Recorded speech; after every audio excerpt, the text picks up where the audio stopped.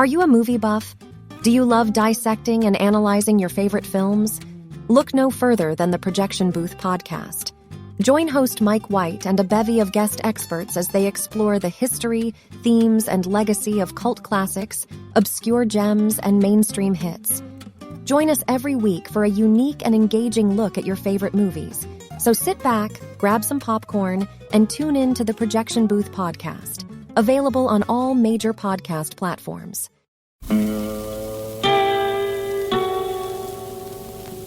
Hello, filthy movie lovers. My name is Gentry Austin. And I'm Casey Scott. And we're the hosts of the Sin Syndicate, film podcast for something weirdos, anti-criterion bros, and Joseph Sarno aficionados. Join us semi-weekly as we peer into the adults-only theaters and sticky-floored cinemas of the golden age of sexploitation, when the morals were loose, the laws were murky, and the intercourse was all simulated. Find us now on the Someone's Favorite Productions podcast network.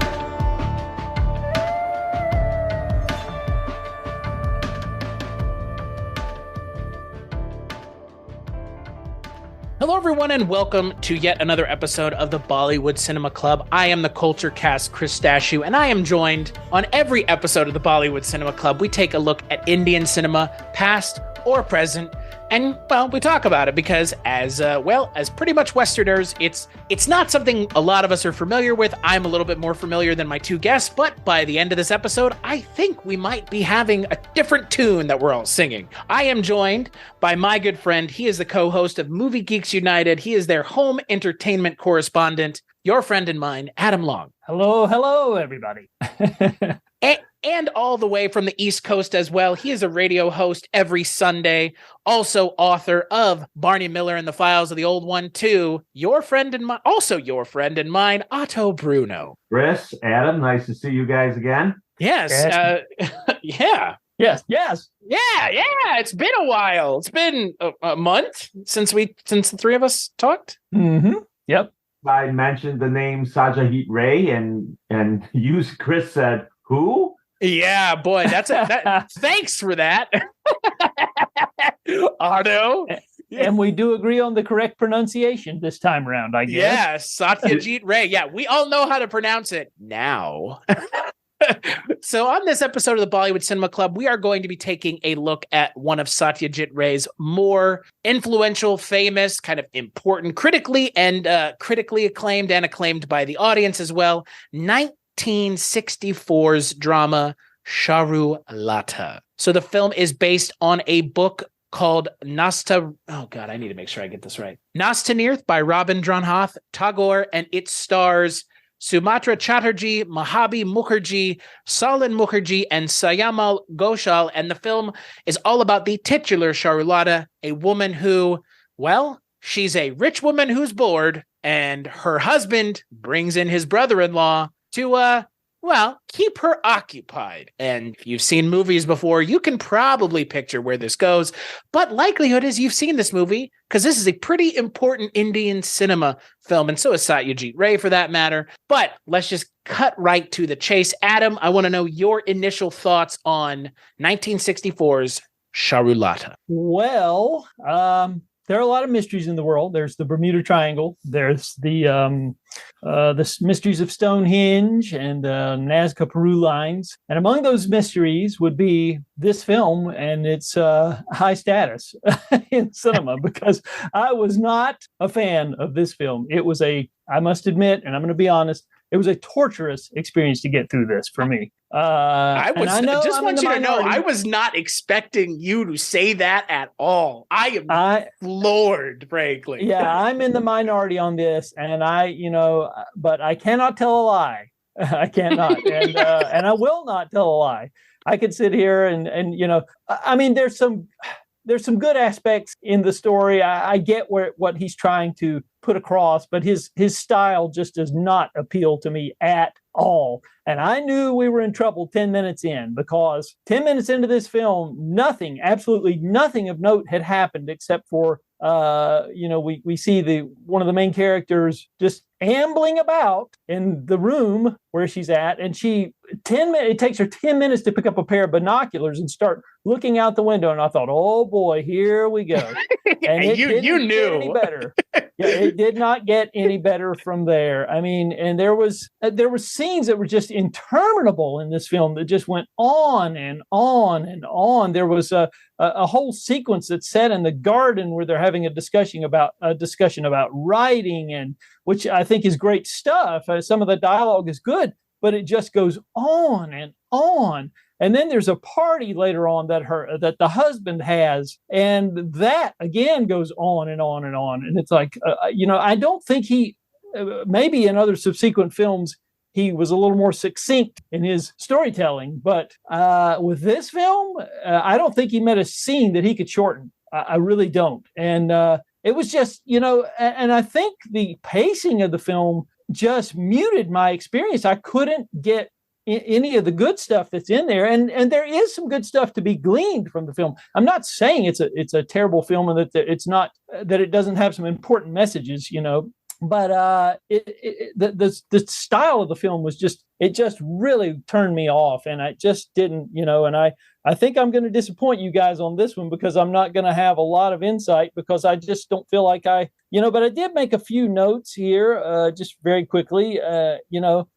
They say this is one of the director's favorite film. I think that a lot of his critics have said that his films are too slow and there are too many extended scenes. And there's, but the problem here for me was there were a lot of scenes without the tension or verve, or indeed much of anything happening at all, as I mentioned with the Amal and Charulata in the garden, and the Indian liberal intellectuals, as I previously mentioned. And I think also another problem with this film is that he tried to tackle too much, and in the process, he watered down, or he left some unexplored key element. There's a subplot about the treacherous brother who absconds with newspaper funds, and this sibling conflict.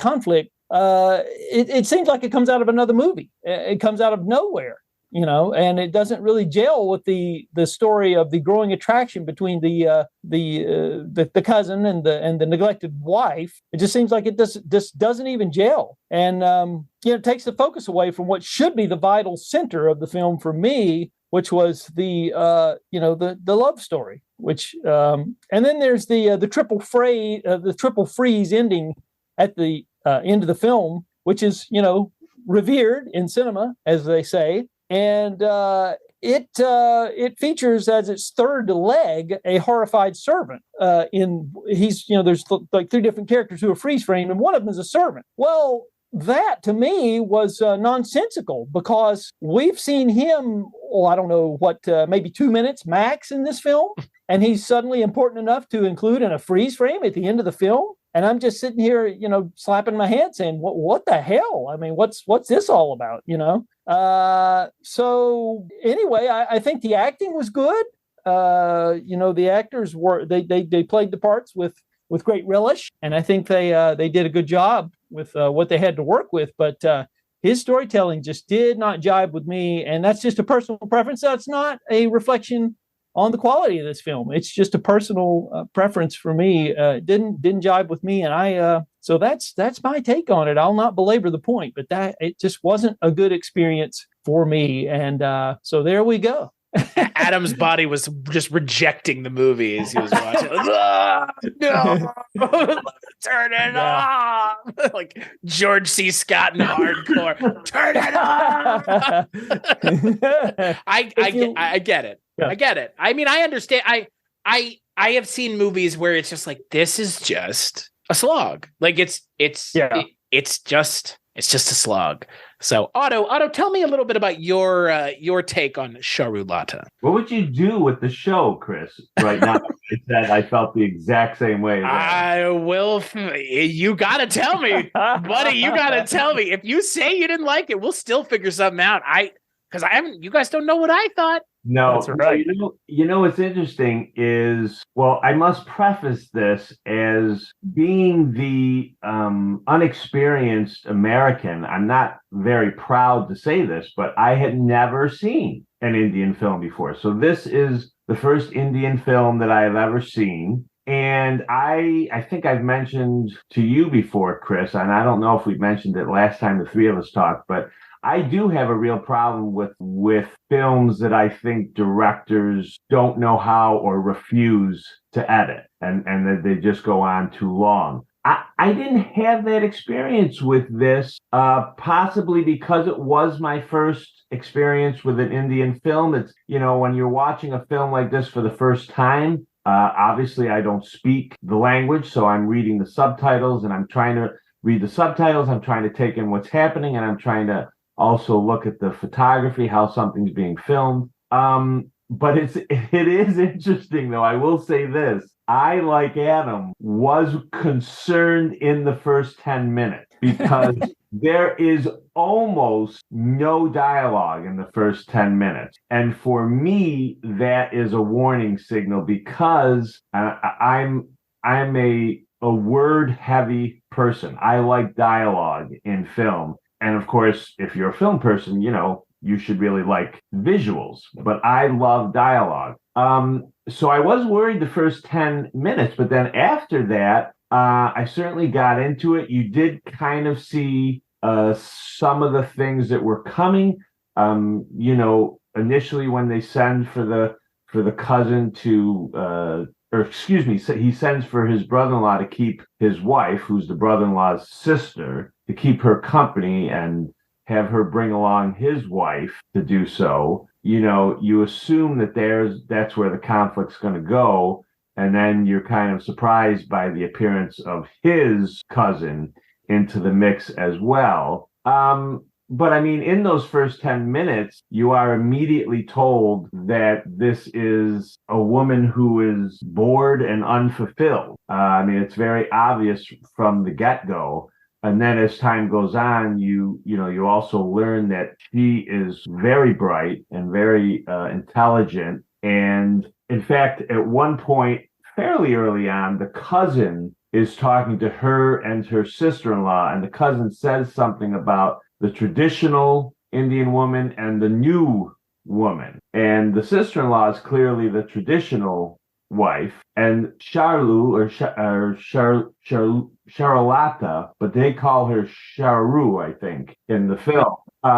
She's clearly a new woman, but she's stuck in a traditional, household. The whole thing with the glasses, the opera glasses, I found interesting. She is, I interpreted that as saying she's nothing but a spectator to life. She's not involved in it. In fact, I don't think we ever see her outside of the home, if I'm not mistaken. And it's funny, when you see that first scene of the husband where he walks past her 2 times and doesn't even look up. And I don't know how you guys felt, but initially I'm thinking, oh my God, is this guy one of these, kind of abusive,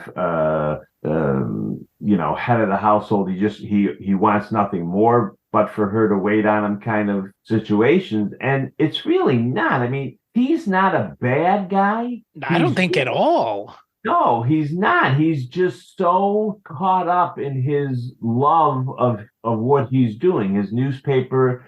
And it's not just the newspaper. It's as we know now, it is the beginning what will eventually, although it'll take decades, big changes in India and in his society that, you could argue from the little we learn about his newspaper, he's helping to usher in these changes. So yeah, he's not a bad guy. And of course, throughout it, he talks more than once about, the thing that's most important is truth. And then he talks about trust in a couple different times. And what's interesting later on, late in the film, for me, what I thought was quite poignant was the fact that the cousin Amal loves Charu and she loves him, although it's never said by either of them. But the cousin also has such a love and admiration for his cousin that he's in pain both ways, because he would never betray him.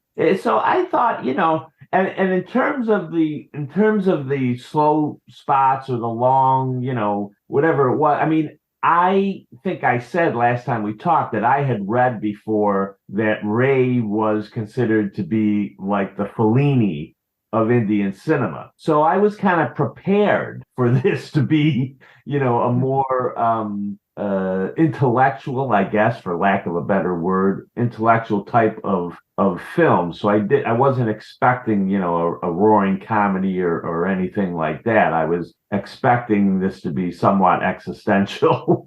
So I wasn't disappointed. But overall, yes, it is slow. It is quiet in many ways, but ultimately I found it to be very compelling.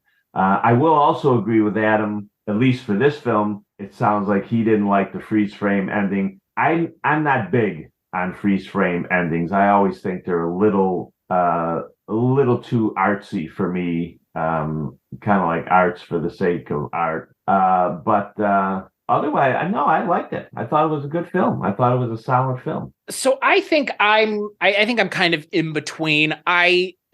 Adam, I 100% agree with almost everything you've said. It's a long movie. There's scenes that are very drawn out. It does feel, I'm not going to say like it's treading water, but it's just kind of going. Not going without purpose, but because of how directionless it feels at times, because it can't decide, and not because it doesn't have a direction to go. I think that's not the case at all. And you've already mentioned it. Both of you have. It's not that it doesn't have a direction to go. It almost tries to do too much. And by doing too much, it feels completely directionless because there's the whole Bhupati owns a newspaper, but he is the one who can't get out of his own way to be around his wife because he's throwing himself into the newspaper. But like you mentioned, Otto, we know where the newspaper goes. We know what the newspaper ends up being a part of. It ends up being a part of a very important movement to get the Brits out of India. So obviously in 1964, they would have already known that. So, obviously, if you're an audience member watching this in 1964, you're cognizant of, okay, well, the newspaper, blah, blah, blah, fine. Again, we're cognizant, the three of us, even as Westerners in 2022 about it. But I think because they try to have that, and then they try to have the Amal, Charu kind of love triangle, and then they also have her older brother? Is the one. So his brother, Bhupati's brother-in-law, is also trying to defraud them because he lives with them. I enjoyed it, but I think it does way too much to the point where the storyline that we're supposed to care about, Charu and Amal, the main story, the love triangle between the three of them, between her, I guess, is it her cousin? I guess it's her cousin, right? His cousin.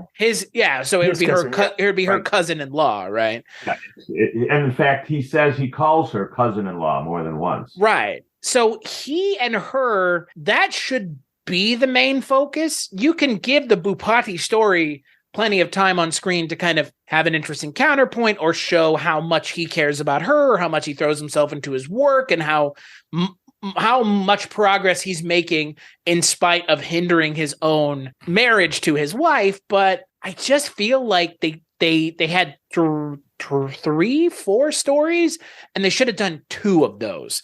Do the Bhupati, Amal, Charulata love triangle, and do the Bhupati, the newspaper's important, it's going to change the world. I don't need the, your older brother is here defrauding us. Like it's that's given 2 scenes, literally like 2 scenes in the movie. To what end? To show that not everybody was on the same page, that people can be terrible. It's weird. That's not the story the movie is telling anywhere else. It's a pretty mature story. I mean, even the way the love triangle kind of solves itself or is solved is a much more mature way of telling it than you would see from a lot of American cinema or cinema in general. Like, this is a rather mature way to handle a love triangle story. Is it completely well thought out? I don't think so. But I appreciate that it's not just, and then, he murders the brother or something. Because again, like that was, my mind went all kinds of places when I read the synopsis. It's like, well, he brings his cousin-in-law in and his cousin-in-law and his wife fall in love. Like that could go anywhere. Where this goes is,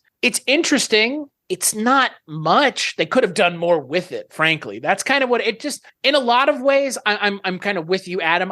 What drew Satyajit Ray to make this film is an interesting question, because like you mentioned, he kind of cites this as one of his favorite movie. There are plenty of critics that are like, this is an amazing and important film. And it's like, what am I missing? Or and maybe not even what am I missing, but what are you seeing that I'm not? Because I enjoyed it, but not some sort of grand revelation in cinema, and definitely not in Indian cinema. That's for sure. Yeah, I would agree. I think you're right on the mark. And it's funny, you mentioned, the Fellini, that was mentioned earlier, the similarities to Fellini, and I always had a little bit of a problem with Fellini too. I like the early black and white stuff, but when he goes to color, that stuff, just the charms of those films eluded me as well. So I know I'm in the minority on that. And so anyway, I think there's a little of an element of the style of filmmaking Fellini had in his later years that's on display here. And that, like I said, it's just a personal preference. I think, as far as now, it's funny because Bergman films, Ingmar Bergman, they are slowly paced. A lot of them, there's not a lot of action there. And yet a lot of those appeal to me. Not all of them. Some of them I'm not super crazy about, but there's a huge percentage of Bergman films that really do appeal to me. And it's a similar style, but this one, for some reason, its charms elude me, and it is what it is. Well, I think at least for me, it kind of just goes to the core of the story, which is it's a rich woman who's bored. Yeah. Like the kind of important aspect of the story about her not feeling like she doesn't want to be part of society the way society is now. She wants to write and be a learned woman, which, like we've kind of already mentioned, there's this whole back and forth about, are you an original woman or a new woman? And it's like, a new woman doesn't know, how to make the food correctly, but the old woman does, or the old style of woman, but the new style of woman can write and do all these other things. And it's like, lean more on that, because that could be more interesting to mine. There are some interesting places to go there, but then that would require the brother in the husband's brother-in-law and her brother. That would require more of that story, which they barely do anything with on its own. So I just can't put my finger on what exactly outside of the main story all the other plot points were trying to get at. Well, you two have put me in an untenable position, because I am going to really have to defend this film against you two. I didn't dislike it. It's just it felt directionless, which maybe that's the point. And I'm just complaining, like you said, Adam. Maybe we're just subjectively have a problem with it. I know objectively that this is a great film. I know you do as well, Adam. You watch more new stuff than I do. So, I know I know the three of us know how to separate the two, but like, it's an objectively good movie. I just think it's not, I don't really care about a rich woman's plight the way they tell this story, because she just seems kind of bored. Well, I think maybe that's why the film is slowly paced. Maybe he's trying to put us in the headspace of the boring woman. And Fine. like, I'm going to bore the audience to tears, and that way they'll know what this woman's life is like. So maybe he was playing a sly trick on us, and we didn't even know about it. So all right, now wait a minute now.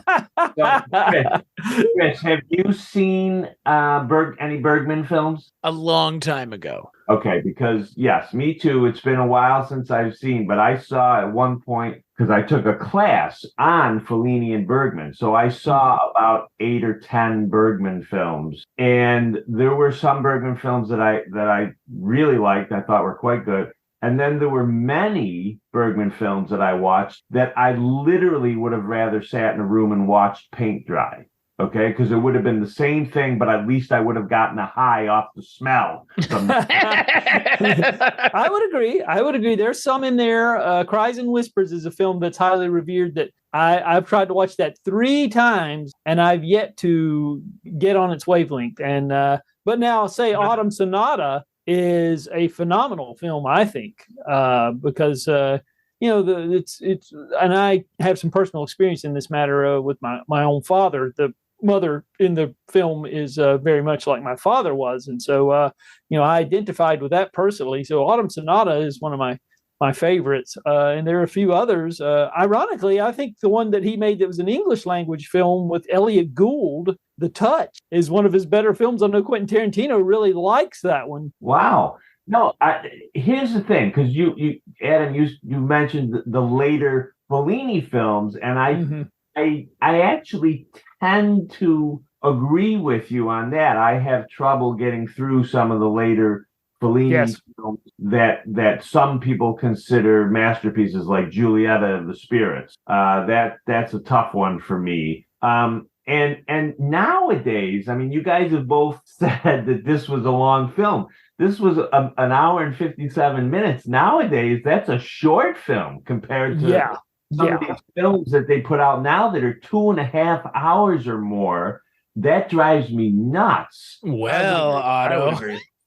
Well, Otto, let me tell you, a lot of contemporary Indian cinema is that long, but the thing is, it holds your attention the entire time. Again, like this in my mind is indicative of the expectation one might have when I say to you Indian cinema. It's this high quality, in some ways, erudite filmmaking style, and there's nothing wrong with it. But it is not for everyone. And I'm not saying that for the three of us, because you don't just happen upon this movie. Somebody doesn't just put this on for you and say, hey, take a look at this movie from 1964. You have to go out of your way to find this movie. So we knew what we were getting into. Again, it's a very well-regarded film. Oh, yes.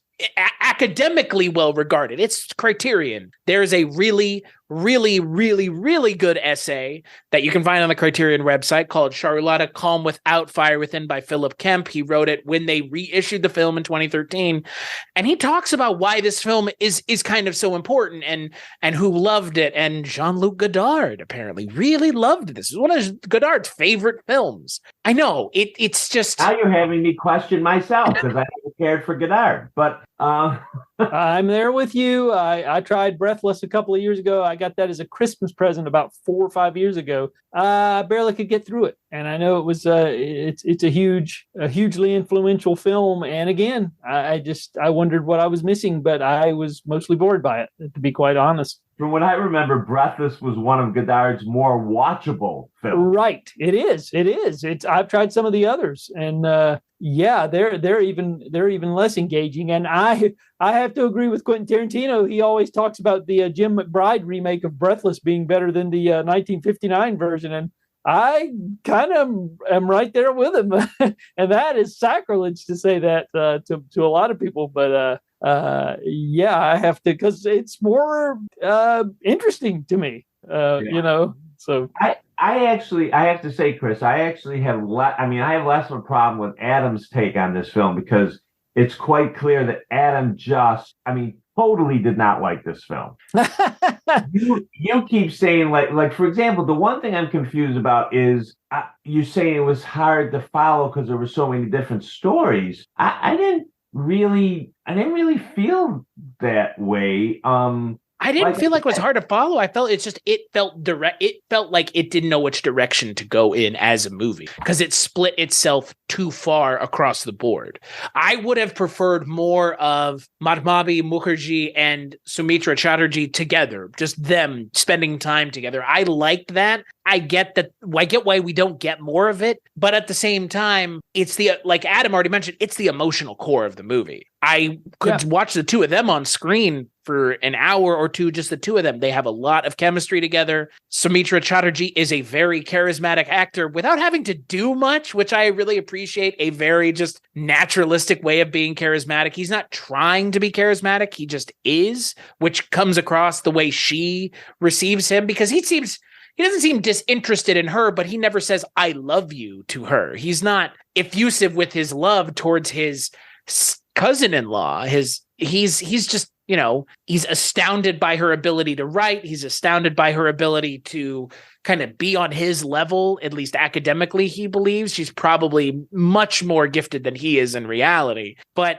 I like all of that. It's just, I'm actually going to just say I could have used another 30 minutes. I had no problem with how long this movie is. I wish they had given more of the things that worked and less of the stuff like Bhupati at the newspaper just talking about how he's going to help with Indian independence. Like, I don't need that scene. I know that that's what's going on here. But I don't feel like that was overdone. I mean, I feel like the point is that it's showing. It's just there to kind of present to you why he's maybe not giving the attention that he should be giving to this woman. And yet at the same time, he's not totally ignorant of her. For example, he's aware that she can write because he tells his cousin, I'd like you to encourage her to write more. But if I say that to her, she won't do it. And so he is, he's aware of her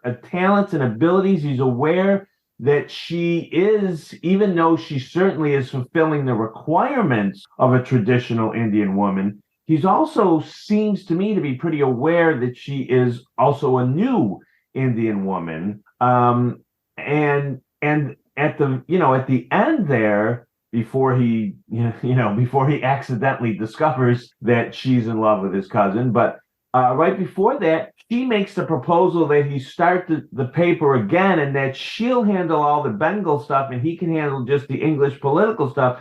And he thinks that's a great idea. So that means he's willing to share this baby of his, this newspaper that he held, we could argue he held more dear than anything. And he's willing to share it with his wife in late 19th century India. So that's huge. I just think, I do think the relationship between Amal and Charu is obviously the emotional center of the film, okay. But I think that it's it's not just the love story. It's also the issues about fidelity and trust and honesty and the other character which we haven't discussed. You're right. The brother-in-law, that character is not in any way drawn out. I will agree with that part of it. That's like a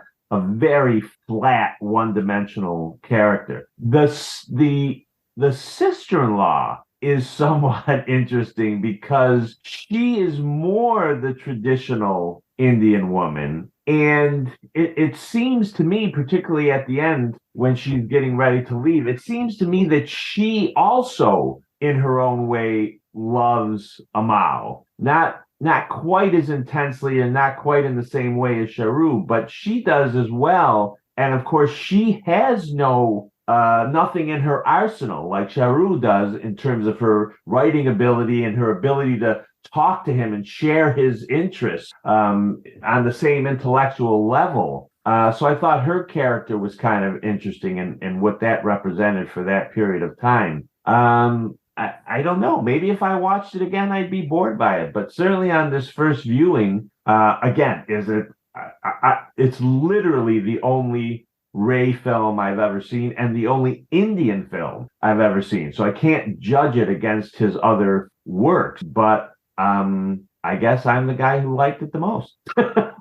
It's nothing wrong with that. I'm telling you, it's the first Ray film I've ever seen and the first Indian film I've seen as well. So I'm right there with you. And I'm not going to let that hold me back, though. I promise. I'm going to, be open-minded and for future works from this director and from Indian cinema in general, because I should be more knowledgeable about it. I'm aware of it. I'm a little embarrassed that I haven't investigated a little bit more, but it's just sometimes, I appreciate the social context that they're trying to work into the film here. There's some important social issues that are being investigated in this film. Let's not not make light of that. I may be by some of the statements that I said, and I don't want to. I don't want to be misconstrued, because I think that the social elements of this film are very important issues to discuss about women being respected and treated equally instead of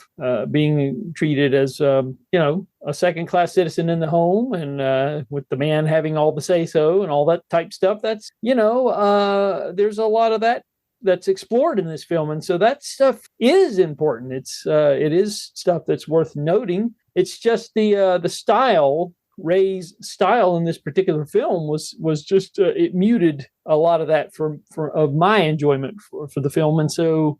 But I'm not going to give short shrift to the things that are being explored here, because there are some important there's some meat here, I guess, is a good way to put it, that we should I want to make sure that is noted.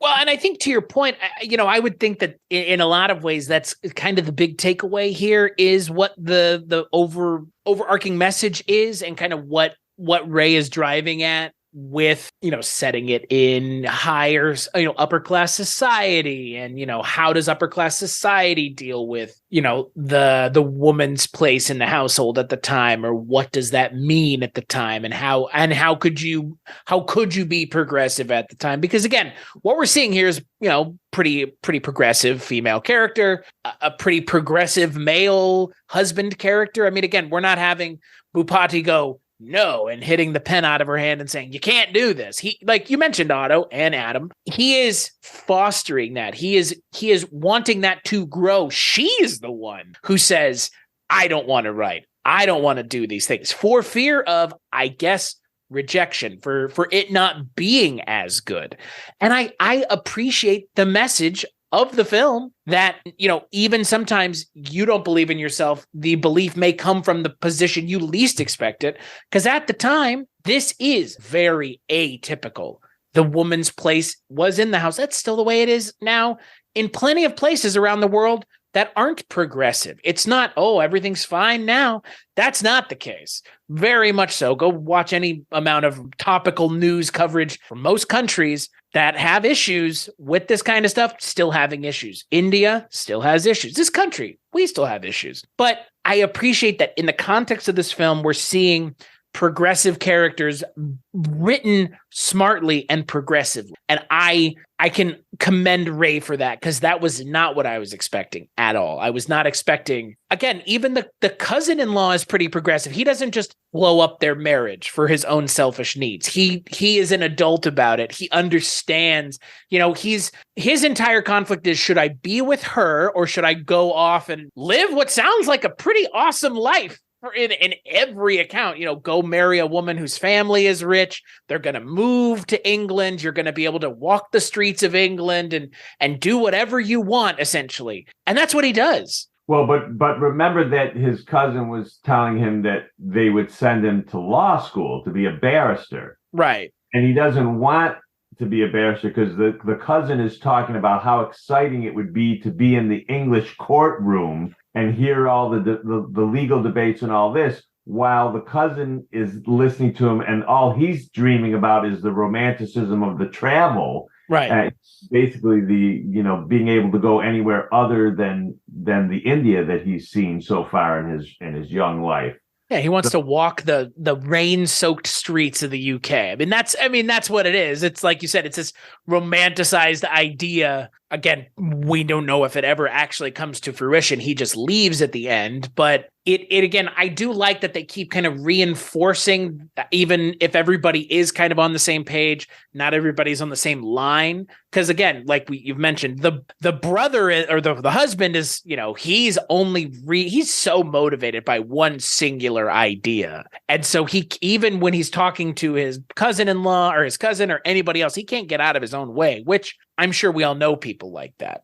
So again, I appreciate the realism with which the film is presenting itself. It is presenting, I think, for the most part, really well thought out characters. Even if they're a little one note, they don't feel when they're talking one dimensional. Does that make sense? They have like one defining characteristic and that's it. But Ray does a good job of kind of expounding upon that one idea. Well, the other thing I thought was interesting that you just mentioned a moment ago too, is why she kind of holds back from pursuing the writing. And is it because she's just lacking in confidence? I actually originally read it a different way, and that was the husband is kind of telling her, oh, you should write. And then he says to the cousin, she won't do it if I tell her. And then even when the cousin does it, like basically the writing aspect of it doesn't seem as important to her. She just wants these guys' attention. She wants some love from somebody. And I think that's the thing with the husband, because remember, at one point the husband is talking with his cousin, and I think it's when the cousin gets published, and at first his cousin is, the husband is impressed because he thinks he's gotten published for having written some kind of article, like journalistic article. And then when he discovers it's, more literature type stuff, he's just not interested, because he's not interested in that stuff. And that's why I feel too, like when she writes and Amal is so impressed by her writing, and he's like stunned by how good her writing is. And then she says, I'm never going to write anything again, because he's still more interested and amazed and paying attention to what she's written. He just wants someone to pay attention to her, and she wants some romance, some love, some some personal attention. I mean, that's how I read it. Or how I perceived it, and I could be wrong, but that's the magic of movies, I guess. We all interpret it as we want. But and by the way, I did think, and this goes back to something Adam said at the beginning, I was struck near the end of the movie in a couple different scenes, because it is such a quiet and slow-paced, slow-moving film, that when she does show emotion, she really got to me. Like, she really sold it to me, because she had been holding back so much for so long, that I thought when she did get emotional, it really made an impact. Well, yeah, her show of emotion at the end of the film is one of the more powerful moments in the film. I will give you that. That certainly does. That is a very powerful scene. Like I said, there was just too much before that kind of muted everything. I keep saying muted. That's the key word here, I think. But it's true. It's true. Well, it's one of those movies that this is an elevated piece of cinema. It just is. I mean, there's no two ways around it. We talked Bergman, we've talked Fellini, we've talked Godard. Like, those names, you're not mentioning those names, and you're not watching a Godard film and then sitting down and watching a J.J. Abrams movie in the same breath. You can go and sit and watch those movies in the same day, but you're not watching one in response to the other. This is, that's not the expectation with Godard. These are important films that are meant to be studied and watched over and over again, and used to interpret the rest of his oeuvre through those films. Similar to this film, I would wager a guess, if we sat down and watched another Satyajit Ray film, we would go, well, here's what we've seen X, Y, and Z from this one, and A, B, and C in this one, and here's how X is B in this one, and Y is A in that one, that kind of thing. That would be my interpretation of this, having not seen any other Satyajit Ray films, primarily now, because I'm not going to just watch them without having an opportunity to talk about them, because this movie's important. We know that. But the Apu trilogy, I'm curious now, what is that? Because it's pretty well regarded, talked about rather glowingly anytime I've read anything about it. It too is a Criterion Collection film. Again, we talked a little bit when the three of us talked about Harry and Tonto about the Criterion Collection and kind of all of the kind of the weird things going on with Criterion, but this movie makes sense that it's a Criterion movie, 100%. It totally fits within that world of elevated cinema that's important, that's trying to say something or trying to do something or have something to say about the culture at the time. What are the films? What are the titles of the films that are in that Apu trilogy? Do you know? It's Pather Panchali, Aparajito, and The World of Apu, which all came out before these, almost a decade before this movie comes out. Yeah, mid to late 50s, I think. Yeah. If you wanted to do the definitive Criterion double feature, you should do Armageddon and this film. That would be the Armageddon, The Rock, and Charulata. There you go. The I'm Totally Confused trilogy. Yeah. And maybe throw in Pink Flamingos while you're at it. Right. The I'm Confused trilogy, along with a shit-eating film, just cuz. So it's, sure. The other thing that's interesting about this movie, we've kind of mentioned some of the more kind of social aspects to it, is when this movie comes out in 1964, Cannes rejects it, which makes Bergman very angry. Bergman is one of the people who is protesting this movie not being involved in Cannes. But if you go and look at the response at the time, all very positive. Look at the response now. There's people talking about, it's slow, but the opulence that it portrays within the film, the kind of extravagance of the place that they live, counterpointed against the kind of humdrumity of their life. I mean, they live in opulence, but their lives are so boring. It's that contrast, right? And we see it in other kind of more contemporary things, but it's done better here because I kind of mentioned it a little bit already. In a lot of these stories, Charulata would be a wholly unlikable character in a lot of ways. And she's not here. I appreciate that kind of, it wouldn't be subversive, but I appreciate that this story is walking a very fine line, because by the end of this movie, I don't feel, Charulata is trying to be with his cousin-in-law, but she's a terrible person. It's like, there's none of that. It's resolved in a very realistic way. I feel like a very plausible way. I mean, realistic, plausible. I don't know. What am I off track here? Otto's making faces at me. Well, no, but only because I'm interested in that you read, did I miss something? I didn't read them. I didn't see it as them living in opulence. I mean, it's it's a very nice house, isn't it?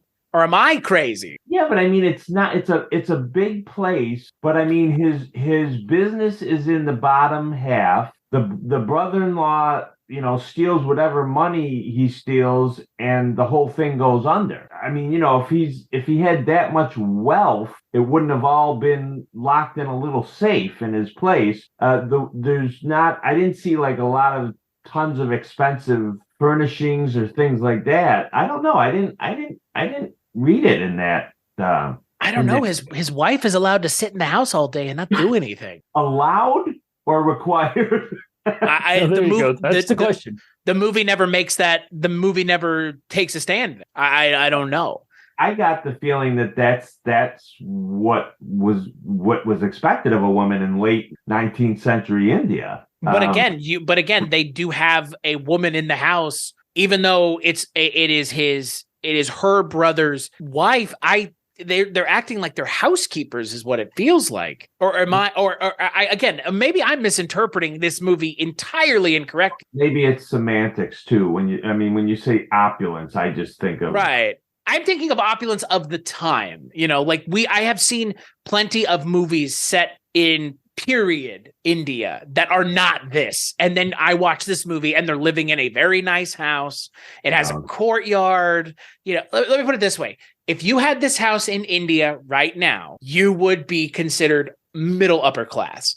still now. You know what I mean? Like, maybe it's not opulence, but it's a bigger and nicer house than I live in. That's for sure. And again, his money does get stolen, but I think the amount of money that he takes is a lot of money. I think that was my interpretation, was he steals a shitload of money and absconds with it. Because again, by the end of the movie, they still have the house. They're still living in the house. Right, and they restart the newspaper. So maybe it's not all. He had to go to the other guy to get the funding to start the newspaper. That's fair. Mm-hmm. But I don't know. Maybe that's my read up. But again, the character that she is and the way she's written is so atypical for this kind of movie. There's not a malicious bone in her body. She's given a fair amount of autonomy as well. Yeah, she gets upset at the end about Amal, but you get the sense she'll be fine. It's not a devastation to her life and now she can't move on. And that, again, I appreciate that the filmmaker is mature enough to not give the characters what they want, in a way, to withhold that from the characters and see what comes of that, as opposed to just, oh, well, she's with him now and the husband's newspaper fails and he, runs off and lives on his own on the street or something. But certainly you didn't see it as a happy ending. No, God, no. Yeah. But I mean, again, what is this movie's happy ending? Well, and of course, see, now I would say, the realist that I am, that's the reality of this depiction, is that what is the happy ending? Well, are there really any truly happy endings? I mean, the happy ending for her, and maybe for Amal too, would have been for them to go off together, but it's not a happy ending because then they're both hurting someone that they care about. Plus, it's destroying the guy that they care about. So it's not him. But I don't know if I'd go so far as to say she'll be like, she's certainly affected by his leaving. Sure. And yeah, for sure. Not only that, but now Bhupati has discovered. And she didn't. And keep in mind, the way he discovers not because she tells him, but because he observes her lamenting Amal's leaving. So now she's hurt Bhupati, who she didn't intend to hurt, and she's hurt Amal. I mean, she'll have a lot to overcome, I think, emotionally. Sure. By the way, the big lesson that this taught me is never talk to yourself out loud, and never assume you're alone, because you don't know who's in the house with you. So don't be talking and saying terrible things out loud, because you never know who's listening. Good advice. There's always a lesson to be learned. Yeah. I think, though, I mean, I didn't want it to come off as kind of dismissive, she'll be okay. But I think, to your point, it's, life is not as easily kind of written down, right? Like, there have been plenty of, in our own lives, happy endings and not happy endings, however you want to interpret it. I mean, there's no ending until it's absolutely definitively over. So any day can end on a high note or on a low note. The day that they have ends on a rather low note, but the ending, I didn't interpret it as completely negative. I interpreted it as he finds out, but he's extending his hand in kind of a, again, my interpretation is he's extending his hand to her because he wants to do better.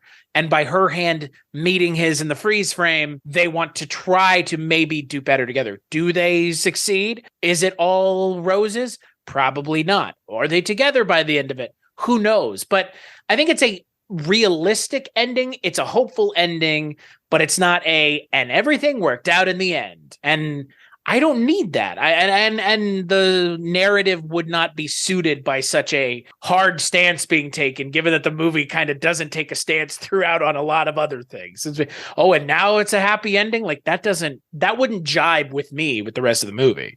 Adam, I'm going to guess you've seen more stuff. Certainly you've seen more recent stuff than I have. But who else uses this freeze frame a lot? I don't like it.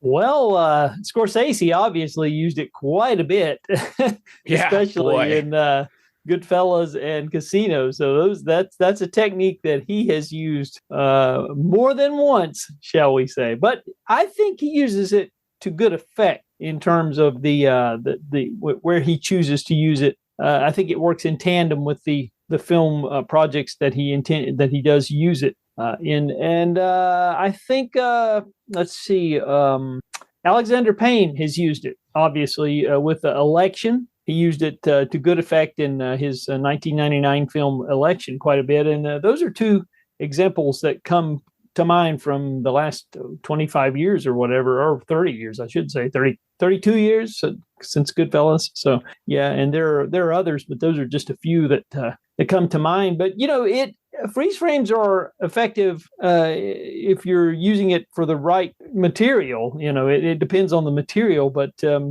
sometimes it can be less effective, shall we say, in terms of, it depends on what you choose, where you choose to use it and how. So it should be something that should be applied liberally, shall we say, or conservatively, I should say, not liberally. Yeah.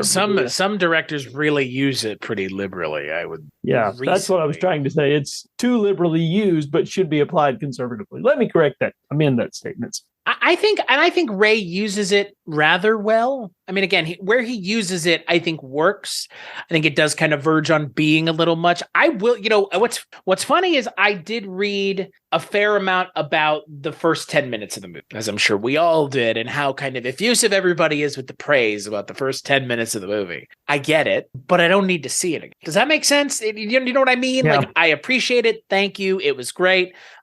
You've set the tone, you've set the mood, and you kind of set the expectations that I should have for the character of Charu, but it is a little much. I mean, but that's the intention of the filmmaker, is I think for us to feel like the existence that Charu has is not for her in the way that she wants it to be. Like you mentioned with the opera glasses, Otto, kind of a viewer in your own life, or, looking from in the glass cage looking out. You don't need to do it for 10 minutes. That was interminable for me, I must admit. And that just really put me in a bad frame of mind, I should say. So didn't help. Here's another interesting question, though. How much, I wonder how differently audiences might have viewed that in 1964 as opposed to us viewing it now in 2022. Now that we've gone through, all of us have had a lifetime of 15, 30-second commercials, MTV,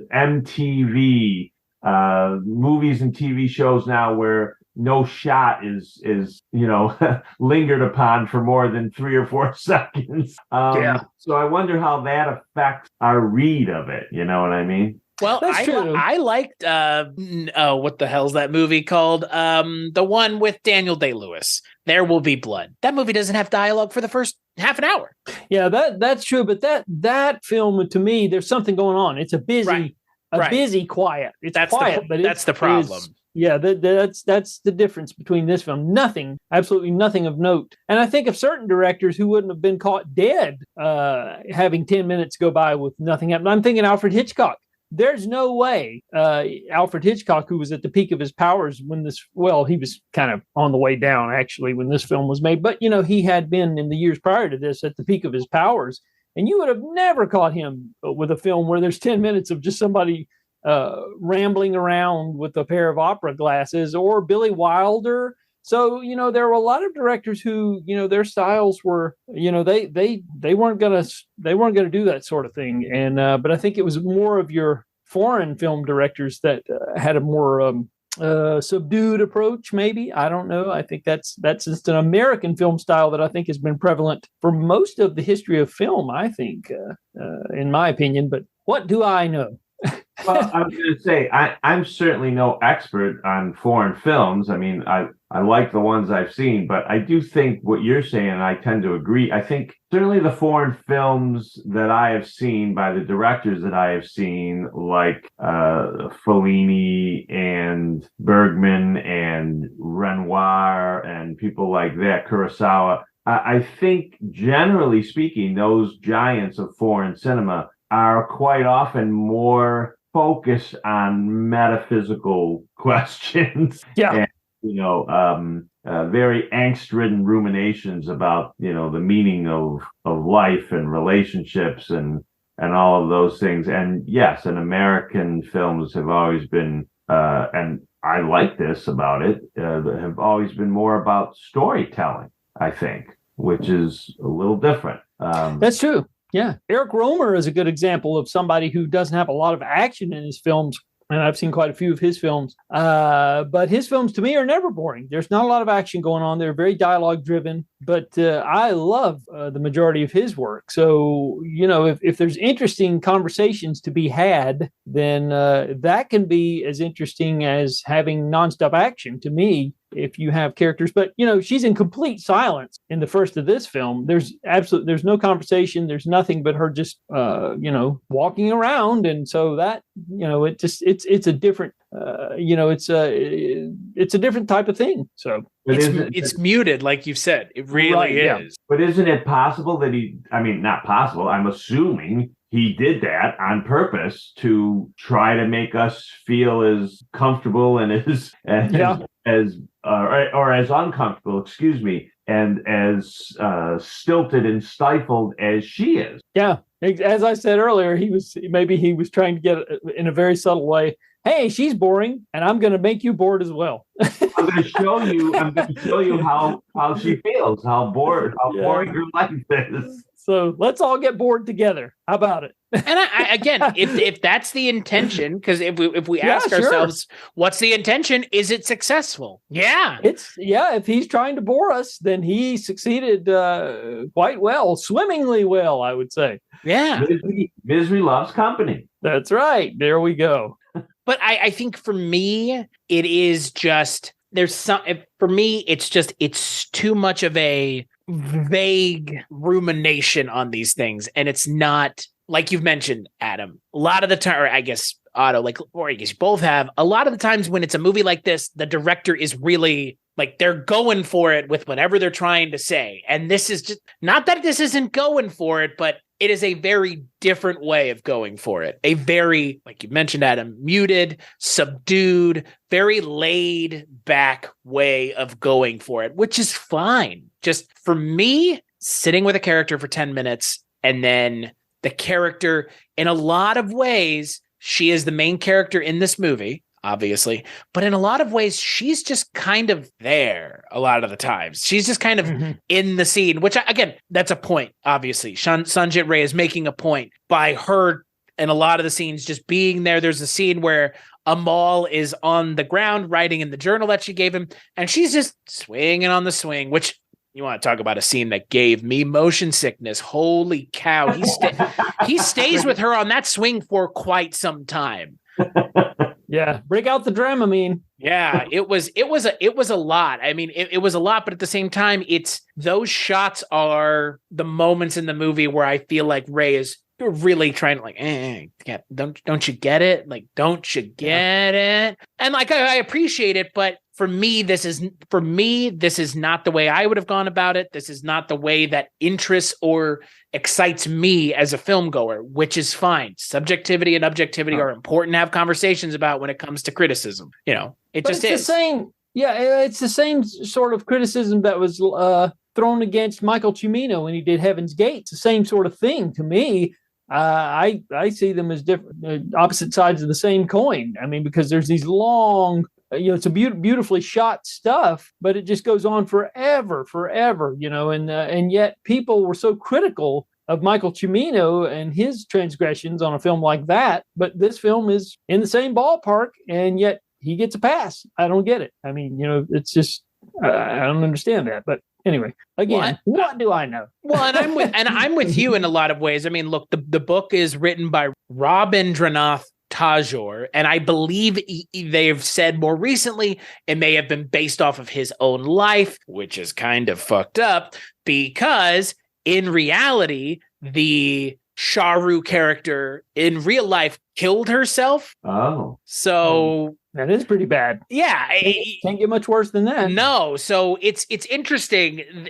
Some of this may be Rabindranath kind of atoning for what he believes his part in all of it was. Again, this is just supposition. This is recent supposition that it may be based on his life and things that happened to him with his own, I guess, sister-in-law and brother. So because he may have been the one that the sister-in-law fell in love with, because his brother is older than him, the sister-in-law of his brother. So maybe that's what it is. It's a little bit of reality being made fictional. But for me, there are better ways to tell this story that don't feel so meandering. I can appreciate it for what it is.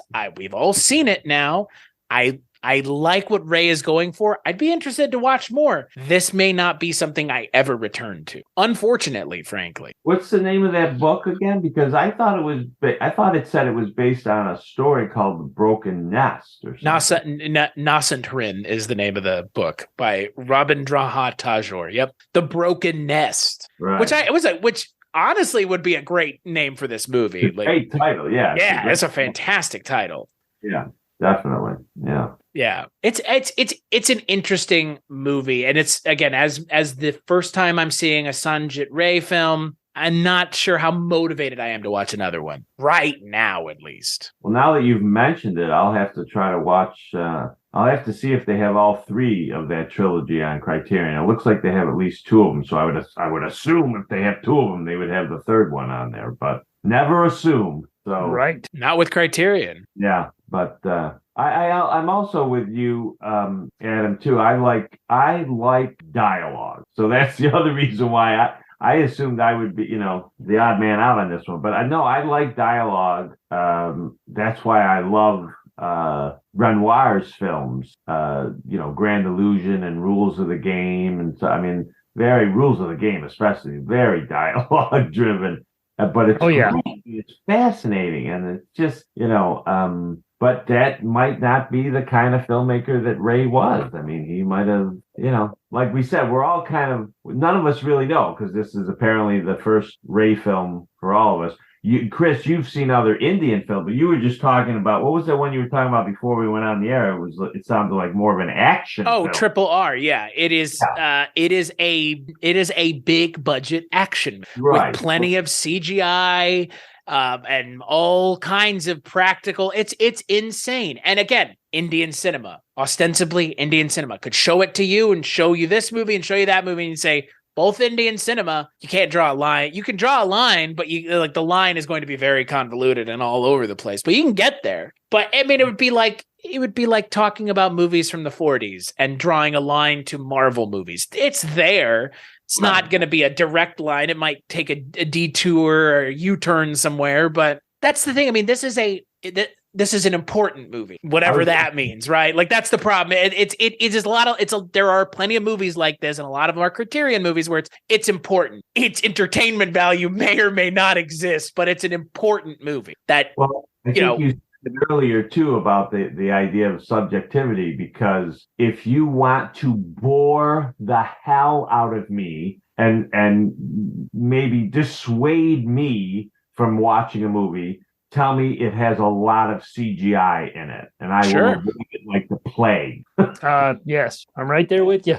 Agreed. Agreed. But at the same time, if you're showing me something interesting with that CGI that I've never seen before, then I'm on board. It's if you're just doing the same third act thing over and over and over again, which we see so many Marvel doing, then it is just the same thing. That's the thing. It's CGI through the lens of Indian cinema, not through Western cinema. Right. You see what I mean? So inherently, it's already more interesting than just, whatever Iron Man 4, 5, 6, 7 or Captain America 5 and 6. It's how are we using that technology and how do they use it? Which is, again, this is a drama love story told in a way that an Indian filmmaker would make it, not the way an American filmmaker would make it at the time. Right. So that's why I appreciate this movie. But I think I am with you, Adam. Was not the biggest fan. Just wasn't. This was not for me, clearly. This did not resonate with me the way a lot of other Indian cinema films have. This is like the first time, actually. Wow. Yeah. Well, don't let me sway you one way or the other. No, I think it's, again, even though subjectively I wasn't the biggest fan, I think, like yourself, Adam, you'd probably agree, objectively, obviously, it is a movie that is worth a deeper discussion than just, what, did you like it? Yes or no. Like, there's more to it, obviously. Oh, yeah. A lot of gray areas there. A lot of gray areas. So, Otto, final thoughts on Charulata? Final thoughts is I was almost afraid, somewhat intimidated to watch this because it was my first Indian film ever. I was kind of insecure. I thought I might be the only one who wouldn't like it. This is before I saw it at all. And I agree, like I said at the top of the program, I agreed with Adam. The first 10 minutes had me concerned, but after that, it did draw me in. And it will, I certainly hope it will, make me want to seek out more Ray films. And more other Indian films, because it's a totally untapped area for me of films that I've never ever seen. So again, did I think it was the greatest film I ever saw? No, but I liked it, and I let's say this: I appreciated it. What about you, Adam? Well, like I said, there are some important social issues discussed in the film. I think it's for anybody who's a serious scholar of foreign cinema, this is a landmark film, and it's talked about. I mean, you can't underestimate its importance. So for that, if you're serious about film history, and if you're going to talk about films, you should be serious about it. It's worth investigating just to have some exposure to it, so that you can know what it's all about. And like I said, go into it knowing that it's slowly paced and that it's going to take its time. And there are some subplots that really don't belong there. But at its core, there are some good social things that are social cues, and not cues, but social subjects that are discussed. Let's just say that. So. And I agree with both of you. I think, it's a movie that obviously strikes upon a lot of issues that, in the late, 1897 and on, that's, something that is still important now in a lot of ways to cultures around the world, but it's got an interesting message. It's got an important message. And yeah, was it for me? No. Can I appreciate how important it is to Ray's filmography, to what he would, was working on, would continue to work on? Yeah, I can kind of see and kind of assume maybe, and we know what we say about assuming, but what I would be getting into should anyone watch another Ray film. All of that out of the way, I will echo exactly what you said, Otto. I can appreciate this movie. It is just didn't resonate with me the way a lot of other films have. And that's okay. Not everything has to, not everything's going to. I think for the most part, like 90% of the movies I watch I'm kind of interested in or leave some sort of impact. That 10% is kind of always the issue, but the 10% is a rather small group of movies. It's a large group of movies, but it is a smaller group of movies than the other 90%. So sometimes it's just a movie with something to say, and I'm not necessarily super in tune or listening with my entire brain. It's not something that's going to be a return watch, but it was something I'm glad I watched the first time. So on that note, Adam, where could people find you on the internet should they be looking? Good question. Well, that would be moviegeeksunited.com. And all the places where you get your podcasts. We put up a Blu-ray 4K episode every month where we cover all the physical movie releases. We do that. We tape those at the end of the month, and so we can cover everything that's been released, because we don't want to do it at the beginning of the month. So because some of these titles get shifted, for different reasons. So we want to make sure it's actually out there before we talk about it. And you can find those shows at all the places where you get your podcasts. And I do a weekly column, rounding up both theatrical and physical releases at focusnewspaper.com. That's published every Thursday. And so those are a few places that you will find my work. What about you, Otto? Well, I can be found wandering around a giant Indian house doing needlepoint, trying to find myself and my place in the world. Otto understands the Charulata lifestyle, apparently. He really resonated with this movie because he lives in a giant house, and he's just... Actually, I live in a very small house. No, they can. Let's see. I do a weekly radio show on Jazz 90.1 in Rochester, New York. They can find it at www.jazz901.org. And they can find me, Chris, in the pages of Barney Miller and the Files of the Old One, too. My first book that as you well know, I poured my heart and soul into. So literally every page has a drop of Otto's blood. That's what they printed it with. Yeah. Like, all right, we need a couple ounces. We're gonna mix it into all of the ink for your book. That would be weird, but hey, I appreciate your commitment to the craft, as they would say. As for me, BollywoodCinemaClub.com is where you can find this show. WeirdingWayMedia.com is where you can find all the other shows that I work on, including the Culture Cast, where this show came from, because that's where we were doing Indian cinema before we spun it off into its own show. You can find this show on any podcatchers that you use, iTunes, Spotify. We're there. Give us a rating and a review. It helps us out. It helps people find the show. And yeah, as for the three of us, Otto, Adam, thank you so much for joining me. Next time, if we do another one of these, let's do something that's just completely 180.